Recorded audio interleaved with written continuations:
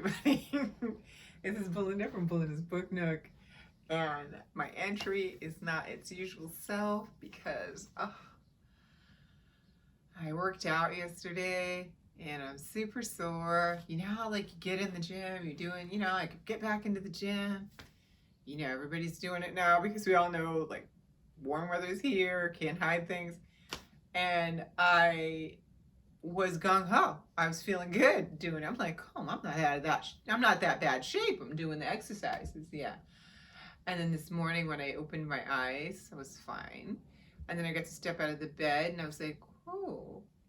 And then anytime you're lowering yourself, like if you're going to the bathroom or if I'm going down the stairs, I can feel the pain from the squats that I did. And I'm like, so my entry, I'm sorry, apologize, was a little bit hobbled. But today, none of that, just erase all of that. Let's focus on what I'm going to be reading in May. And yep, you're saying, wait, it's May 11th. What are we talking about this for? Yeah, well, I was going to do the video about a couple days ago and I just didn't get a chance to. So I have been reading.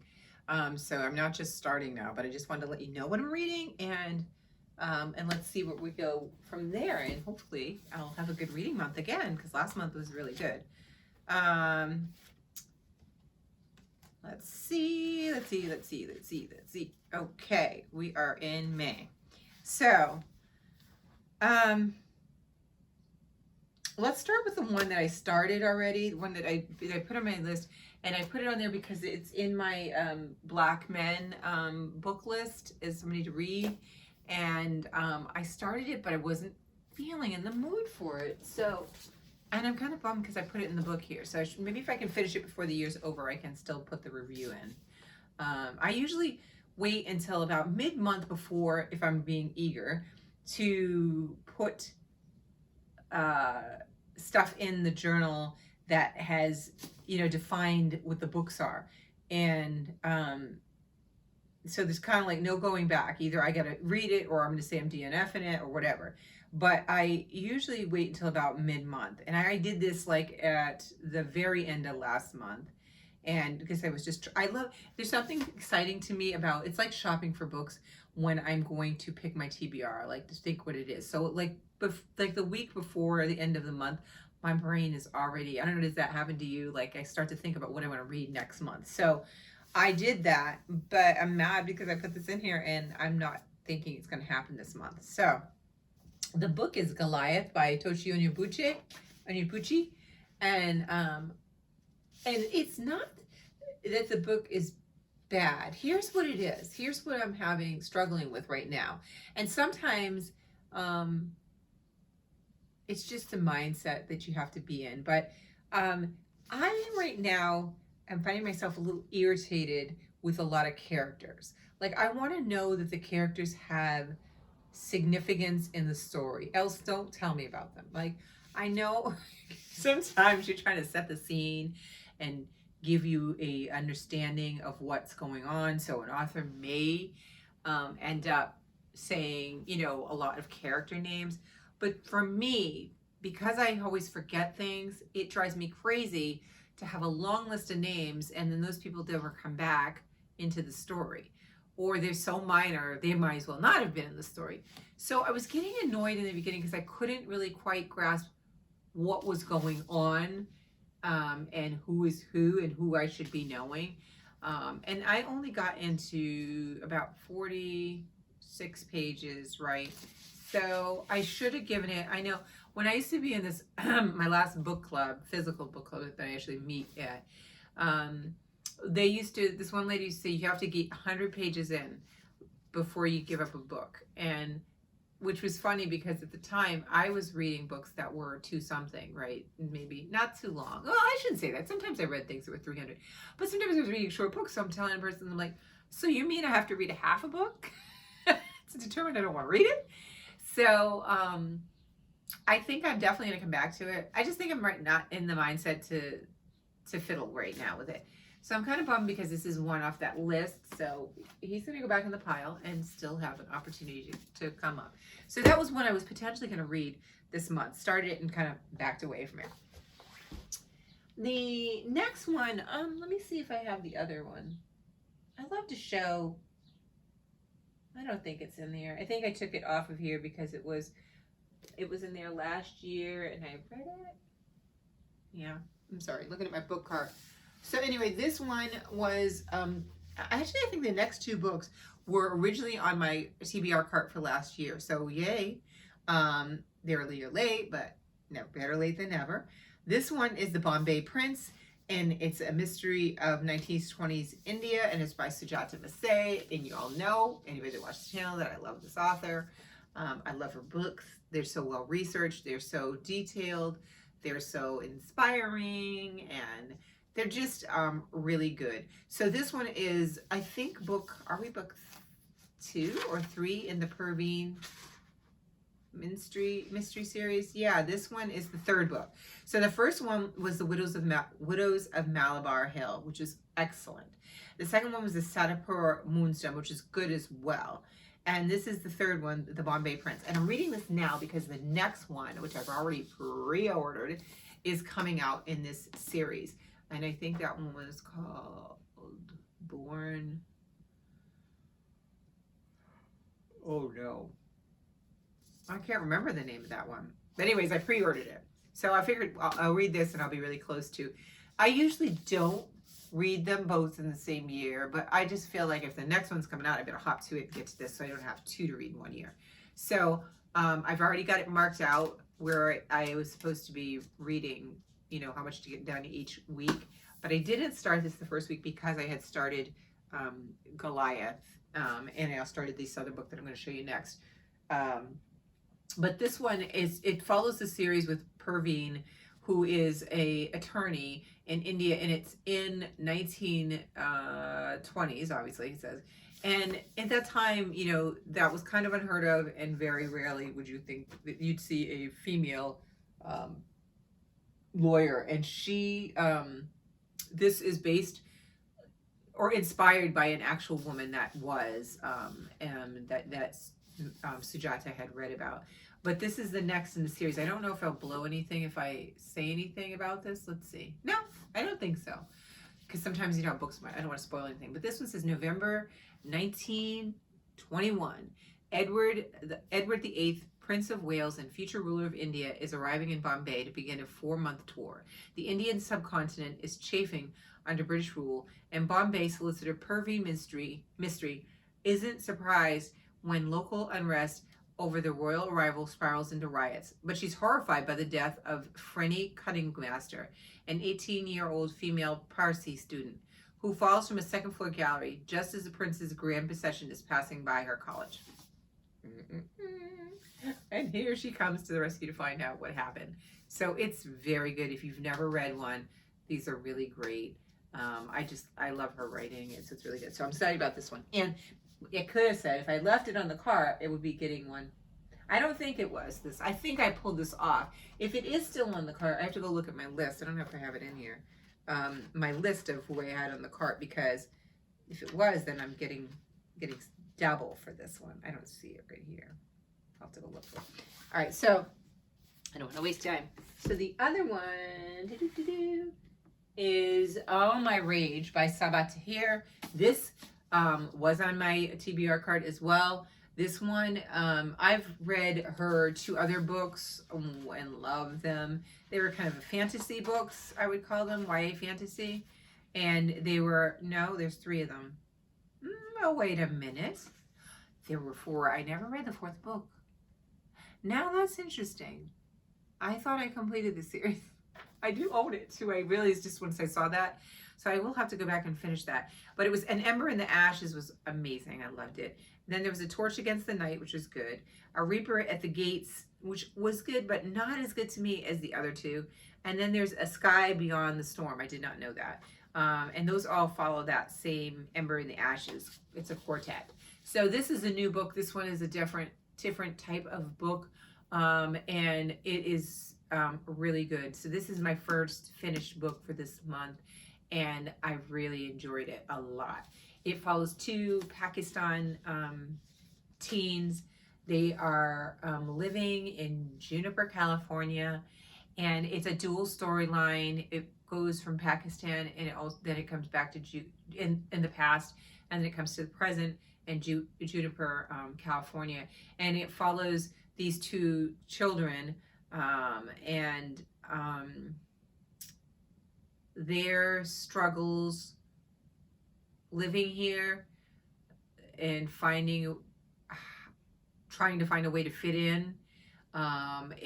It covers so many things. Abuse. It talks about, there's some racism in the book. It's really good. The boy, his name is Saluddin, and the girl is Noor. And Saluddin is his parents own a hotel, and when tragedy strikes, he's forced to make decisions to try to help the family. And Noor is from Pakistan, but certain events occurred in Pakistan, and her uncle and aunt have her here in the United States, and you find out kind of what goes on. I'm not going to tell you any more than that.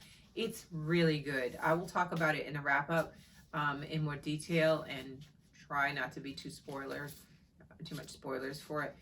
But this one was a really quick read and very good. So she's batting it out the park for me. I really like her writing. All right, so there's that. Now, here's another book. This one is for the Read So Lit book club.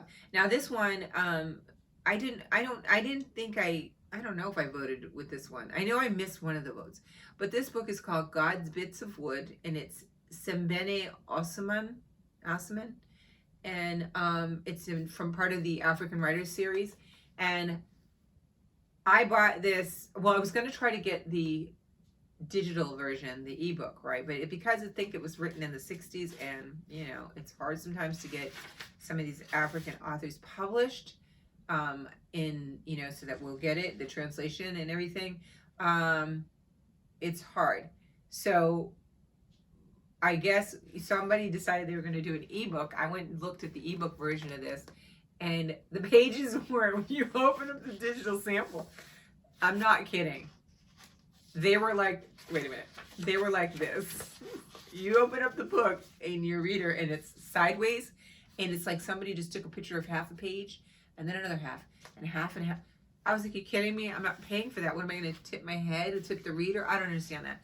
So, because the reason why I wanted to get the ebook is look at this font. Wait, look. Okay. And if you want reference, right, of what normal font is and what this font looks like, let me give you a reference. Okay? Here is the normal font. This is not normal. You see the difference there? Do you see it? I mean, wait, maybe it's not staying clear enough, but this is so tiny. This is so tiny. It made my voice go up an octave. It's so tiny. I'm very nervous. I've finished every book for the book club, and I made it to the last meeting on time to have a lovely discussion. And now this book comes up, and then so here's the other part of the story. I ordered this used because I was just like, well, I don't know why. I don't know why, because I wasn't really sure I was gonna be, gonna love the book. So I was like, I'm just gonna order it used. It'll be fine. But it just got here a day ago. So two days ago. So what? And I gotta get this done by the end of the month. I know it sounds easy, to everybody, but no, not to me. So I did start like the first 2 pages to see what I'm getting myself into, and actually I think I'm going to like it. It didn't seem like I was pleasantly surprised that it wasn't that I was good. That I wasn't, for some reason I just wasn't sure that I was going to enjoy this. Let me see if this tells you. This is what it says in the back. Ever since they left Thais, I don't know if you say it like that, Thais, the women had not stopped singing. As soon as one group allowed the refrain to die, another picked it up, and new verses were born at the hazard of chance or inspiration, one word leading to another, and each finding in its turn its rhythm and its place. No one was very sure any longer where the song began or it had an ending. It rolled out over a length of over its own length, like the movement of a serpent. It was as long as life. In 1947 to 48, the workers on the Dakar, Niger Railway came out on strike. Senbei Osume, in this vivid and moving novel, evinces all the color, passion, and tragedy of those decisive years in the history of West Africa. So that's what it's about. Kind of sounds a little vague, so you don't really kind of know. But I was liking how that, at least the opening page, I think I page 1 and I think I read page 2. I was like, it makes me tired. It makes my heart ache to see that I'm going to have to read such tiny writing. I know, this is showing my age, but it's small. Even when I was younger, I wouldn't want to read anything this small. And that also means that this book that is 200 and something is really 400 and something. And I think the ebook, if I saw when I looked for it, was 500 and something pages. So this is not a short book, even though it looks like it's real deceiving. So that, my worry is I won't be able to finish it in time. And they have such great discussions. I want to be a part of it. So I'm hoping that I can do that. So I'm just going to have to like hunker down. You know, now I got to kick it into gear because we're now at the 11th. Which I'm probably, I don't know if I'm going to put this up today or you'll probably get this video on the 12th, but either way, I'm still got to hustle and get this done and before the end of the month. So I have that. Now, the other thing that was still a spillover from last month is I have this one, which is August Wilson's, the piano lesson. So if I should not go cross-eyed reading my book club book, and I will pick this up and do this one. Now, there's one more book that just came in right before I turned the camera on. That came in through my ebook on my library that I had put as a possible, you know, if it came in, yeah, put me in there. I'm always like, throw my name in there. Knowing right well that I can only read so many at a time and I'm a slow reader. But this one sounded so interesting that I remember when I put it on hold and like, yeah, I wanna check this out. And it just was released April 4th, and it's called A Living Remedy by Nicole Chung. And it says, it's from the best-selling author of All You Can Ever Know, comes a searing memoir of family, class, and grief. Adada's search to understand the lives her adoptive parents led, the life she forged as an adult, and the lives she's lost. In this country, unless you attain extraordinary wealth, you will likely be unable to help your loved ones in all the ways you'd hoped. You will learn to live with the specific hollow guilt of those who leave hardship behind, yet are unable to bring anyone else with them. That line kind of really, you know, resonated with me and made me really think about that. You know, you always want for your children to do better than you've done, right? And you want their life to be easier and more prosperous and happy and healthy. And a lot of children grow either poor or maybe middle class or lower middle class, and, you know, do way better than their parents, but not so much so that they could change the station or change the situation that their family lives in. And so I think that it's really interesting. I want to see how they lay this out in the story and how it works out. And it sounds like, I do believe that this one is, hold on. Yeah, this is by an autobiography. So this is actually about the author. And it says, Nicole Chung couldn't hightail it out of her overwhelmingly white Oregon hometown fast enough. As a scholarship student at a private university on the East Coast, no longer the only Korean she knew, she found community and a path to life she'd long wanted. But the middle-class world she begins to raise a family in, where they are big homes, colleges, funds, nice vacations, looks very different from the middle-class world she thought she grew up in, where paychecks had to stretch to the end of the week and health insurance is often lacking and there are no safety nets. When her father dies at only 67, killed by diabetes and kidney disease, Nicole feels deep grief as well as a rage, knowing that years of precarity and lack of access to health care contributed to his early death. I won't keep going, but it's just really, if you get a chance, take a chance and read the description for it, because it's incredible. And that one is A Living, can I get the cover? I can't get the cover. Well, it's really tiny. A Living Remedy by Nicole Chung. Doesn't that sound really good? Like, you know, sometimes you listen to a description and you're like, ooh, I really want to see what she has to say. Yeah. and I think this will be a good discussion, a good book chat book if it pans out like I think. So that's what I'm thinking for my month. What are you guys reading this month? I hope my, oh my God, I did my shoulders. I'm still so sore. Like, you just a touch, like these muscles needed activation a little sooner than later. And so I'm just super sore, but I will one day not be so sore because I will have muscles. Oh, and one other book that I wanted to let you guys mention to you guys. This is turning into like a Friday reads where I just babble on. I saw this in the library. I'm kind of curious about this. I don't know if I showed it to you guys when I got it, because I think I got it a week ago. And it's called This Is Your Brain on Food, an indispensable guide to the surprising foods that fight depression, PTSD, ADHD, anxiety, OCD, and more. And so, like, you can go in, it's written in such a way, and I read this in the introduction. She doesn't expect you to read it from beginning to end. You can pick different things and see what science so far at the current time has compile a list of foods and things that can aggravate situations and foods that actually can improve. And I'm always fascinated with books like this. I mean, I'm trying to eat better myself. I'm always in search of eating, improving my diet. And so I'm really kind of interested in reading it. So this is what it looks like. It's called This Is Your Brain on Food. So yeah, check it out if you get a chance. And it's by Uma Naidu, Dr. Uma Naidu. She was actually on TV, and that's where I saw her talk, and then I went and looked it up to see if we had it, and they did, so I took it out. So I'll be peeking into that. So I think what I'll do, because I was always saying that before, I read articles, I read comics, I read other things, and I think that if I wanted to truly kind of journal like what I read, I think I'm going to start including articles, things that I read, that resonate with me, or that help me, or whatever.